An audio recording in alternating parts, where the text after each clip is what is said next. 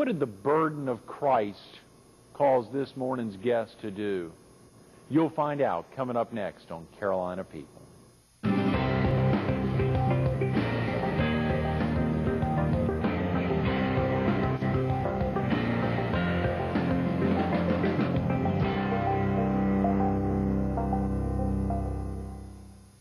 Good morning. Welcome to Carolina People. This morning we're at the Myrtle Beach Herald.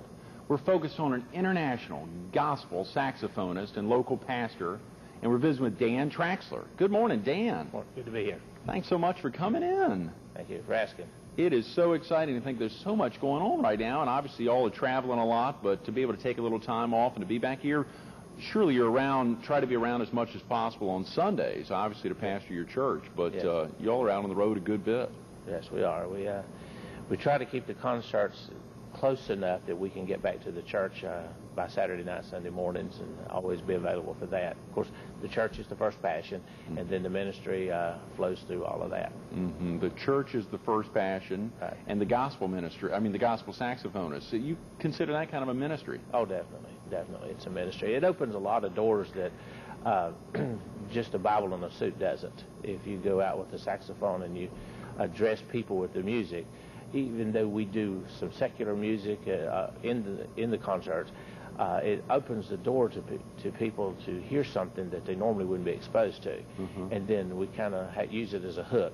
Mm-hmm. Fishers of men, we hook them with that and start reeling them in with the music, and then we get to insert our message as a part of it. We think about that big concert, the Beach Fest at Broadway a couple years ago with Luis Palau, and having all those young musicians here, and skateboarders and surfers and otherwise, to try to get kids interested, as you said, just in the beginning, and then have a chance to share the message with them. Right. And any tool we can use, we use it. We got to get the message out. That's great. And Dan, you say we. It's more than you. It's more than me. I have a very strong support staff at the church. We have associate pastor, minister of music, people who they work behind the scenes. And then with the music, my wife and I own Crimson Reed Music, and she kind of runs the show, makes sure that I am at where I'm supposed to be, and that we show up at the right time, and she maneuvers all that. Crimson Reed Music. Have you all had that for a good while? Since 1986. Really? Yes. Almost 2 decades now. Golly. Yes, it is. And that's almost exclusively committed to your gospel saxophone work. It's committed to any type of gospel exploration, as far as it's Crimson Reed Music, management, ministry, and we try to get the music out. We also try to help new artists that are trying to come in. So there's a division of that called MAP, Musicians Access Program, right, where we try to take artists that have never recorded, that don't have a clue what they're doing, but they feel the call on their life to do so. And we take them into the studio, we show them how to prepare the charts, how to do recordings, and make sure they don't get ripped off. There's a lot of places that will just take advantage of somebody that doesn't know what's going on. Mm-hmm. And we make sure that they go through the system. Then once they've got a project, the CD finished, then they need to know how to air it, how to promote it, how to package it, all those things. Then we have a lady that works for us that does that. She takes the artist under the wing once the project's finished, make sure the artwork's complete, make sure the product is first class. We use nothing but first class paper, material, everything is the best musicians we can find and everything, and make sure that it's first class. Because if you're going to do a work for the King of Kings, it needs to be first class. That is fantastic, Dan. And of course that point you said early on about trying to help the young musicians make sure they don't get ripped off. That's so invaluable. You know, it makes me think about, of course, it makes me think of Harry Turner, of course, who helped introduce you to us, but at the same time, he also helped introduce Maurice Williams to us, who's been on the show. And Maurice talks about his early days of a young guy who helped him make sure he wouldn't get ripped off, which was not indicative of most of the guys back in the 50s and 60s of young African-American men. I mean, the idea was to rope them in, have them produce some great songs, and take advantage of them and run off with those songs. And we've run into that, and it's sad to say it happens a lot in gospel music. We had a young lady that approached us, was wanting to do a project, and she had gone to a studio in Western North Carolina, got her package together, and before she started, a friend of hers suggested that we look at it. Mm-hmm. And they had quoted her $35,000 for a finished project. And so I told her, well, let me just cut some numbers and see what we come up with. If I doubled it, I couldn't spend but $20,000 to do what she wanted done, because what she wanted was just a basic bare bones project. So we wound up taking her in and doing a project, and we're still in the process of it, but she's going to come out with about half of that. Wow. With a finished market-ready package. That is fantastic. Now, when you say market-ready, I know you talked a little bit about that, Dan, but there's different levels of the market readiness, aren't there? I mean, you know, as something that would be ready, or talk about that. What are the levels of market readiness? How does someone know that it's market ready? Well, first of all, you have to make sure you've got all the license that's required. Make sure that the people who wrote the material get their money, because we don't cheat anybody. We log everything through a company out of New York. So when we go to record a piece of material, we call them to find out who owns the song, how do we get promotion and production rights for the material. Then they put us in contact with, most of the time it's them. They own quite a library of material, but if it's something that they don't own, they show us how to find it. Once the license is in place, then we make the charts ready, you know, what the percussions are going to do, what the bass is going to do, what each instrument's going to perform, and then we make the vocal charts, how we want them to do, whether they're going to do the 3 above or the 3 below on the scale, and we get all that ready.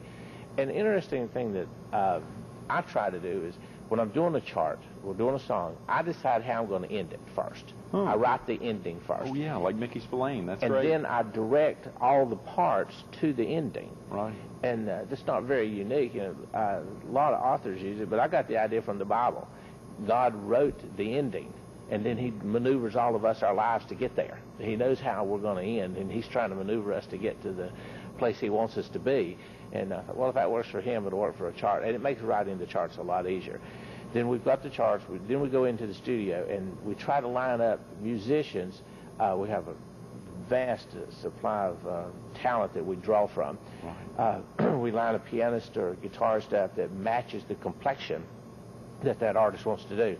For example, we wouldn't bring somebody in that plays bluegrass to do a contemporary vocalist. You know, we try to match them up. Right. Then once that's done and we finish it, then it goes into the production.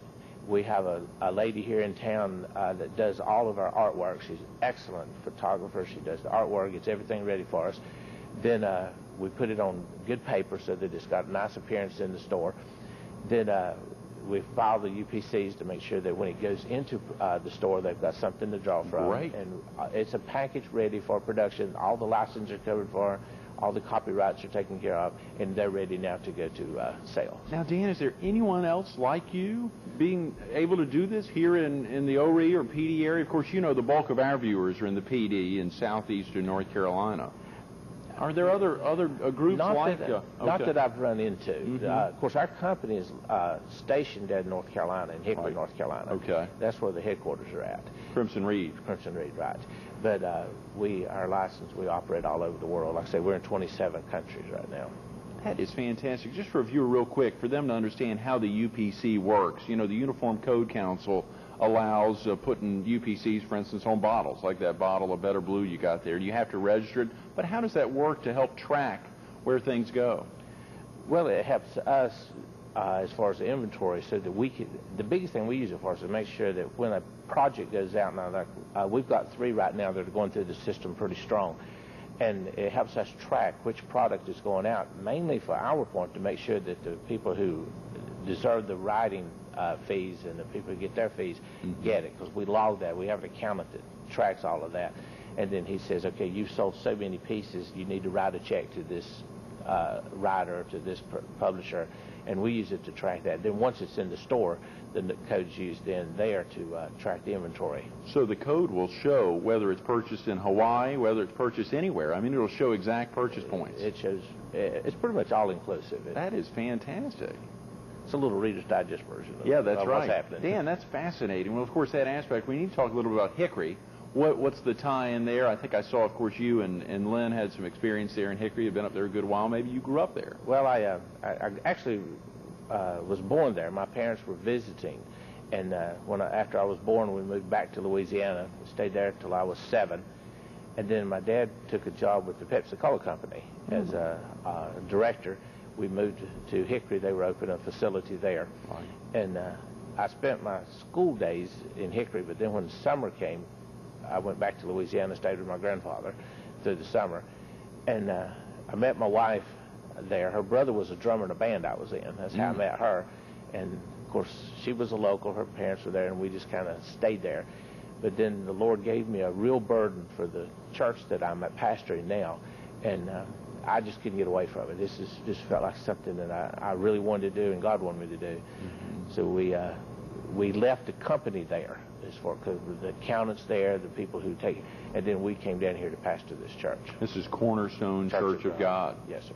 And it's located in Myrtle Beach. Right. It's on 3690 Palmetto Point Boulevard. Okay. For viewers who may not know where that is, if they're coming up from 544 heading to Myrtle, they take a left at that light where the Palmetto Point is, or if they were coming south on the bypass, that's on 17 bypass. Real easy to find. So they're just past the back gate light to the next light, turn right. Now, are y'all open during the week, or is it primarily a Sunday? As you said, you're out of town a good bit, so are there things going on during the week? There's something going on there continually. Now, we have, by the time you add this, it will have passed, but every year, the third Saturday in September, we do a block party. We rope off the parking lot. We have a group that comes in that's part of the chaplaincy program for NASCAR. It's a group called Cross Country. They come in every year. We do a barbecue. It's free. Everybody comes. It's absolutely free. We give gifts out to the people. We make a little CD this year that has all the praise team and the musicians of the church and a little sermonette on the end that we're going to give to every family that comes. And we try to have some kind of gift. And then we get local businesses to help us with this. And we have really a nice collection of businesses to help finance this. And they reach out to the community that way. That is fantastic. There's so many avenues to be able to tap businesses for support in the community. I mean, there's so many different folks. It's great to know that you've been able to tap some. And we were just blown away by how quick. Now, we've done this in other places, but no one has responded like the people in Horry County have. I mean, the businesses that step into play, now they're calling and asking us, how do we get in on this? How do we get our name on your list? What do we do? And right now, we've got a pretty good supply, but the people have just been excellent as far as stepping up to the plate and helping us out. That's great, Dan. That is very exciting. Now, you and Lynn moved here how long ago to take over the pastorship? 6 years. We've been here. You used a key word a few minutes ago, burden. You felt you were burdened by God or burdened by Christ on that. Share with the viewers exactly when someone uses that word burden as it relates to taking over a ministry. I was pastoring a church in Hickory, and one Sunday night, I'd been there 5 years, and we were locking up and started across the parking lot, and all of a sudden, I didn't want to go back there anymore. I thought, and I started praying. I said, Lord, are you changing the direction? Because I really liked the church, and I could have stayed there. And the Lord just dropped in me a real concern and a burden for the church at Myrtle Beach. They were on the old Highway 15 at the time, and I asked for it. And, of course, going through the procedure of the church that I had, the choir was bigger than this church, so they wouldn't talk to me. They said, well, why would you want to step down that far? And it took me 9 years to convince somebody to let me come here. Wow. And finally, the Lord just kept giving me the burden and maneuvering. And I see why now, because the things that I learned prior to coming here helped prepare me for the pastorate here. And then when I got here, it was just better than anything I've imagined. The work has been intense, but the congregation, the most intelligent congregation I've ever worked with, and they have fun. When they come in, they're very serious. They worship. We have church. And when you say amen, they have fun. They know how to enjoy each other, and it's as mixed a congregation as you can imagine, from one extreme to the other. And they just get along so well. It's just almost too good to be true sometimes. Let's give a little critical info here. If a viewer needed to head out to work or to take some family to school or otherwise, hey, your phone number, the best way to reach you, and a little bit about the church. Okay, the church number is 843-293-1444. Okay. And if I leave there and there's nobody there, they forward it to my cell phone, so I will get the message at that point. Anytime you want to call us or get in touch with us, we're available. That's great. How about a website? Could a viewer go on to learn a little bit about either ministry through music or through the church? We have a website, www.gospelsaxman, one word, gospelsaxman.com. Gospelsaxman.com. That's very simple, yeah. Very simple. 12 letters there. Yeah, that's wonderful. And there you can have access to the projects that we have. Now, we've got 3 projects that are going through the system right now. The first one is called Leaving the Juniper Tree, and it's a collection of just traditional gospel music. Then we just finished one this year called Goat's Milk, and it's taken from Proverbs 27, where it says, "Thou shalt have goat's milk to provide meat for your household." So we did one called Goat's Milk, and it's just a collection of just fun material like When a Man Loves a Woman and Georgia, some kind of easy laid-back stuff. And in the process of putting that together, we had so much material. We did one called Songs from the Attic, which is the same thing. It's just a collection of country tunes like King of the Road, I Can't Stop Loving You, Crazy, and things of that nature.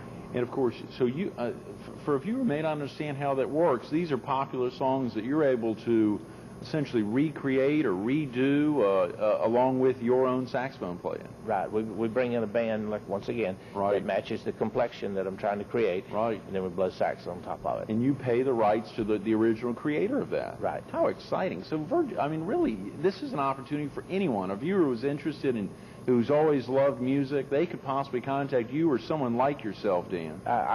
Just contact us at this number. We'll put you in touch with the people to get it going. And people who have a burden for a ministry, want to get into gospel music or something, don't know where to go, which door to start in, we'll be glad to help you. That's what we're set up to do. Dan, do you and Glenn have any kids who are involved with you in the ministry here?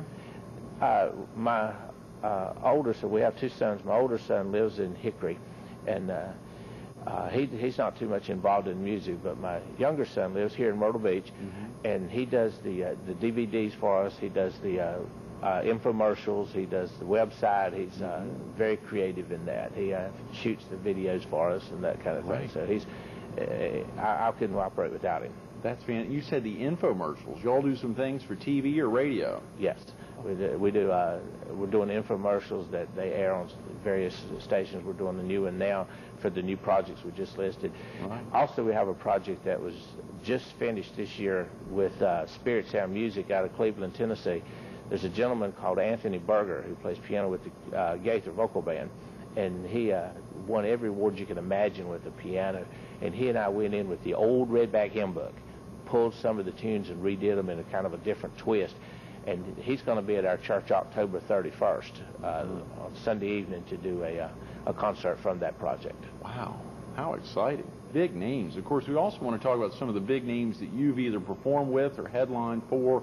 But if you were to categorize Christian, Crimson Reed music, that would be a recording studio? Is that the best category? It's a recording company. Recording company. Now, we use different studios to get the kind of sound that we want. We might want a little bit more of a complexion that's a little different than we might go to a different studio. That's so important, because viewers oftentimes will think of a certain category as to how to put Crimson Reed or another large, I guess there's so many recording studios nationally. Right. And we don't own a studio. And that helps us. It gives us flexibility, and it's real lateral. We can go to different studios, and we even do that sometimes on the same project. If I want to change a complexion on a particular song, I can go to a different studio and get that. Right. Dan, share with the viewers a little bit about opening up for big names. What's that like? If it's nervous being on stage, or just share a little bit about the basics of being on stage. How do you prep for a concert?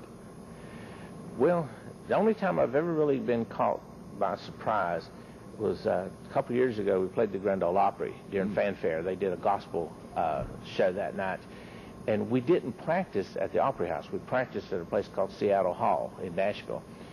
And when we went to practice, I went to do the show, they have a little curtain area you just walk out. Well, Bill Anderson, was the MC, and as he introduced, you just walk out, and all of a sudden this huge arena is staring at you, and that's the only time it kind of caught me by surprise, because normally you practice at the spot. Oh, yeah. But there's just no words to describe it. First of all, the energy that you get to do something for the Lord. I mean, the energy of walking out and playing some old classic like Will the Circle Be Unbroken, but doing it in a different fashion, or some really elaborate piece of worship in the presence of Jehovah by Jerome Davis or something like that. You just, all of the energy of it.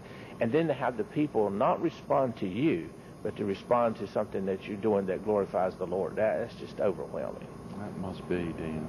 That must be. I think I saw on a little write-up about you. You've been nominated for 6 out of the maybe last 8 years, or 6 out of 8 times for Musician of the Year from the CCMA. Share with the viewers a little about that.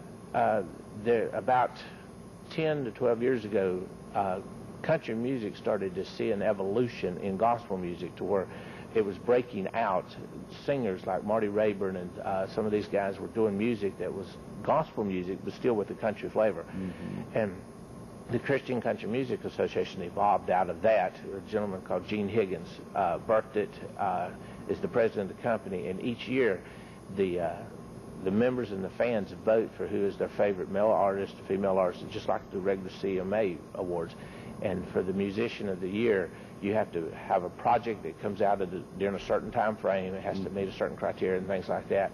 So 6 out of the last 8 years, we've made the nomination for Musician of the Year. And this year we were in the first round nomination for Music Evangelist of the Year. Is that right? I don't know how that'll turn out because we won't know till November. And those are national and international awards.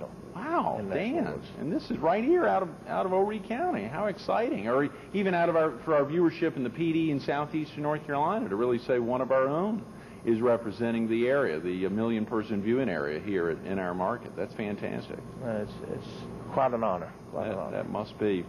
Early influences for you growing up. I think I saw again on that little piece about you that your father had played the piano and your mother had played the piano and your father played the guitar. Were those early influences for you, or? Well, sort of. My mother was an accomplished pianist, and her choice of composers were like Rachmaninoff, Tchaikovsky, and she wanted me to play. And at 5, I started taking piano lessons. Well, I didn't understand it at the time, but these guys had a real attitude with their music, and it was just not what I wanted to do. Mm-hmm. And I would go home after the piano lessons, and I would listen to like Toots Washington and Fats Domino. And I said, I want to play like that. Well, they finally came around. I had 7 years of piano, and they came through the school wanting people to join the band. So I thought, well, there's my ticket out. Dad won't pay for both. So I joined the band playing the clarinet. Thought, well, I'll play 1 year and I'll get out. And they put me in the high school band in the 7th grade. And I played 1 more year. Well, between my 7th and 8th grade year, my dad brought home a big box of 45s somebody had given him. And it was an artist in there called Ace Cannon. Played a song called Tough. That's it. That changed my life. From then on, I had to blow a saxophone. Is that right? And of course, fortunately, I've met him, and he took me in as a mentor, and he's coached me along through the years, and been like a second father to me. He's just an exceptional gentleman. Dan, that aspect of performing with someone else, a mentor like that, must be exhilarating.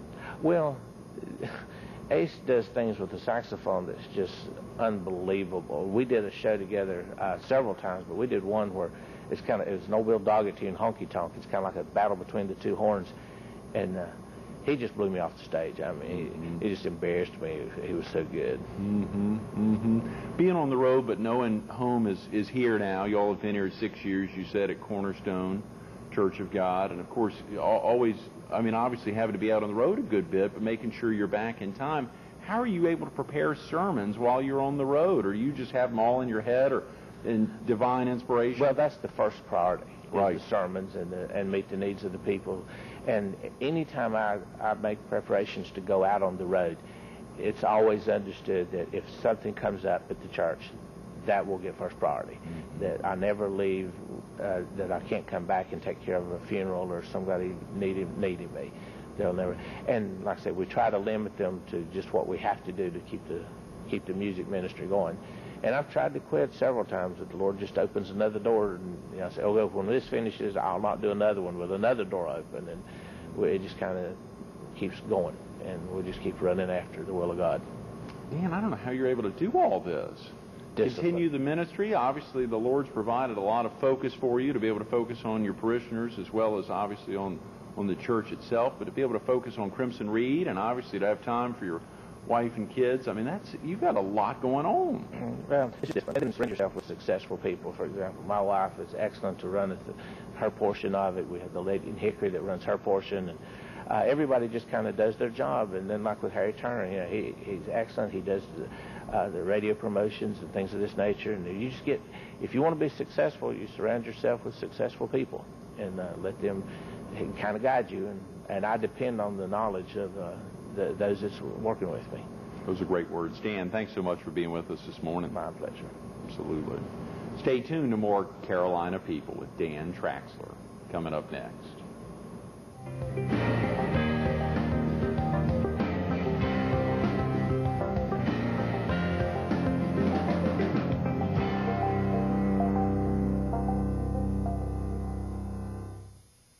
To use a key word, discipline, staying focused, obviously God enabling, the opportunity to share his ministry, not only on stage with a saxophone, but being out on the road and surely on every Sunday, a daily basis, 24/7 at Cornerstone Church of God. You can catch him there on Sundays for sure at 11 a.m. and 6 p.m. The phone number's real simple, 293-1444. If you've ever thought you wanted to put a music project together, you can give him a call at that number. Of course, you can visit gospelsaxman.com.